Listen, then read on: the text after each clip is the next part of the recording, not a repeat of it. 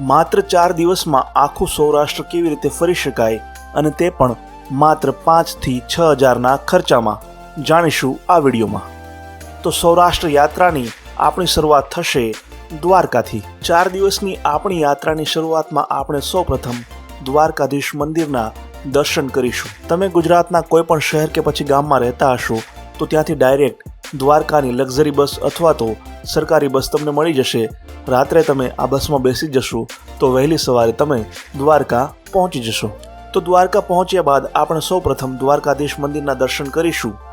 દોસ્તો, એવું કહેવાય છે કે ભગવાન શ્રી કૃષ્ણના પ્રપૌત્રએ આ મંદિરનું નિર્માણ આજથી 5000 વર્ષ પહેલા કરાવ્યું હતું। સમયાંતરે આ મંદિરમાં સમારકામ કરાવવામાં આવ્યું।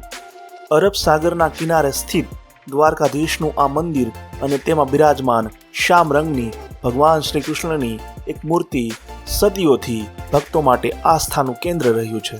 વહેલી સવારે દ્વારકાધીશ મંદિરમાં ભક્તોની ખૂબ લાંબી લાઈન હોય છે, છતાં પણ તમે 1 કલાકની અંદર મંદિરમાં દર્શન કરીને બહાર નીકળી શકશો।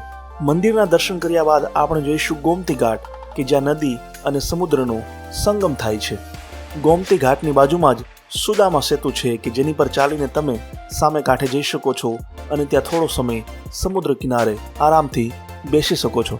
દ્વારકામાં દ્વારકાધીશ મંદિર ઉપરાંત આસપાસ 15 થી 20 કિલોમીટરના અંતરે અનેક એવી જગ્યાઓ છે કે જ્યાં ભાવિક ભક્તોએ જવું જોઈએ। આ તમામ જગ્યાઓ તમે એક દિવસની અંદર કવર કરી શકો છો। બેટ દ્વારકા, રૂકમણી મંદિર, નાગેશ્વર, ભડકેશ્વર મહાદેવ, આ દરેક જગ્યાઓ એક દિવસની અંદર તમે આરામથી જોઈ શકશો। દ્વારકામાં રહેવાનું તેમજ જમવાનું ખૂબ સસ્તું હોય છે। જો એક સારી હોટલની વાત કરીએ તો ત્યાં એક રૂમ તમને આસાનીથી 500 થી લઈ અને 1000 રૂપિયામાં મળી જશે। આ ઉપરાંત ત્યાં ઘણી બધી ધર્મશાળાઓ પણ છે, સાથે જ ત્યાં કેટલીક એવી રેસ્ટોરન્ટ પણ છે કે જ્યાં તમે 100 થી 150 રૂપિયામાં ભરપેટ ભોજન લઈ શકો છો। યાત્રાની પહેલી રાત્રે આપણે દ્વારકામાં વિરામ કરીશું। બીજા દિવસે વહેલી સવારે નીકળીશું અહીંયાથી 240 કિલોમીટરના અંતરે આવેલા સોમનાથ તરફ। બપોરે લગભગ 12 વાગ્યાની આસપાસ આપણે સોમનાથ પહોંચી જશું અને સૌપ્રથમ આપણે દર્શન કરીશું દેશના પ્રથમ જ્યોતિર્લિંગ એવા ભગવાન સોમનાથના। દાદાના દર્શન કર્યા બાદ અને થોડું ભોજન લીધા બાદ આપણે સોમનાથની અન્ય જગ્યાઓ જોવા માટે જઈશું। સોમનાથ મંદિરની પાસે જ ભાલકા તીર્થ નામની એ જગ્યા છે કે જ્યાં ભગવાન શ્રી કૃષ્ણને પગમાં બાણ વાગ્યું હતું અને તેમણે અંતિમ શ્વાસ લીધા હતા। આ ઉપરાંત સોમનાથની આસપાસ ગીતા મંદિર, ત્રિવેણી સંગમ, 5 પાંડવોની ગુફા, સાથે જ લક્ષ્મીનારાયણ મંદિર, સોમનાથનો બીચ અને રામ મંદિર, આ ઉપરાંત પ્રભાસ પાટણનું મ્યુઝિયમ, આ ઉપરાંત કામનાથ મહાદેવનું મંદિર, આ તમામ જગ્યાઓ આપણે 3 થી 4 કલાકની અંદર કવર કરીશું।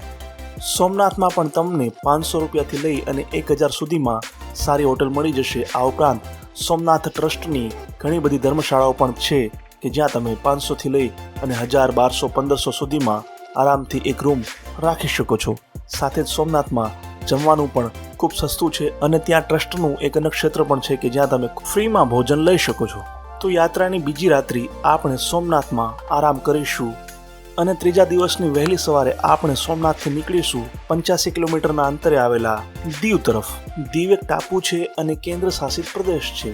દીવમાં નાયડાની ગુફાઓ, નાગવા બીચ, આ ઉપરાંત ગંગેશ્વર મહાદેવ, દીવનો કિલ્લો, સાથે જ ત્યાં તમે જઈ શકો છો ઘોઘલા બીચ, આ ઉપરાંત સનસેટ પોઈન્ટ ત્યાં છે, સાથે જ એક ચર્ચ છે, આ ઉપરાંત ત્યાં એક મ્યુઝિયમ છે। તો પ્રવાસનો ત્રીજો દિવસ દીવમાં આપણે ફરીશું અને રાત્રે દીવમાં જ એક હોટલમાં આરામ કરીશું। તો દીવમાં તમને ઓછામાં ઓછા 1000 રૂપિયામાં હોટલ મળશે। પ્રવાસના છેલ્લા અને ચોથા દિવસે આપણે દીવથી જઈશું 60 કિલોમીટરના અંતરે આવેલા સાસણગીર તરફ કે જ્યાં આપણે સિંહ દર્શન કરીશું। દીવથી સાસણગીર પહોંચવા અને સાસણગીરમાં સિંહ દર્શન કરવા આ તમામમાં ઓછામાં ઓછા 3 થી 4 કલાક જેટલો સમય લાગશે।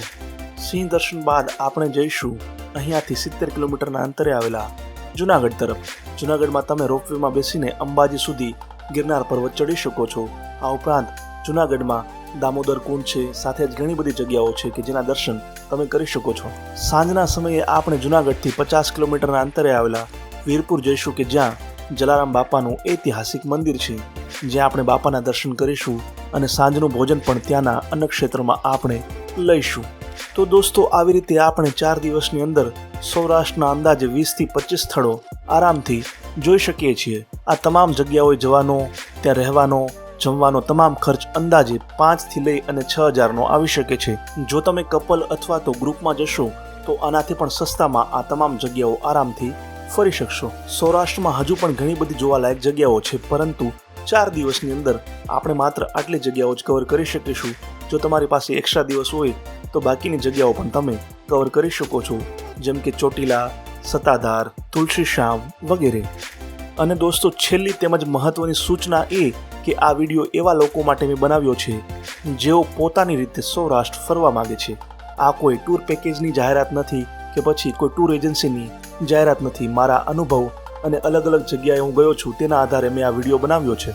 બની શકે કે આનાથી પણ સસ્તામાં કોઈ ટૂર પેકેજવાળા તમને લઈ જતા હોય, પણ સૌરાષ્ટ્ર ફરવાની સાચી મજા પોતાની રીતે જ અલગ અલગ જગ્યાઓ એક્સપ્લોર કરવામાં છે. જે તે જગ્યાનું લોકલ જમવાનું, લોકલ લોકો સાથે વાતચીત કરવાની, આ તમામ મજા તમને તો જ આવશે કે જો તમે પોતાની રીતે જશો.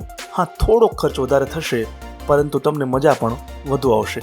તો દોસ્તો, આ વિડીયો તમને પસંદ આવ્યો હોય તો વિડીયોને લાઇક કરો, શેર કરો, કોમેન્ટમાં તમારા કોઈ સવાલ હોય તો જરૂર લખજો. અને આવા જ વિડીયો આગળ પણ જોવા માટે મારી આ યુટ્યુબ ચેનલને સબસ્ક્રાઈબ કરી લો. જો તમે ફેસબુક પર જોઈ રહ્યા હોય તો મારા આ પેજને લાઇક અને ફોલો કરો. જય જય ગરવી ગુજરાત, જય હિન્દ.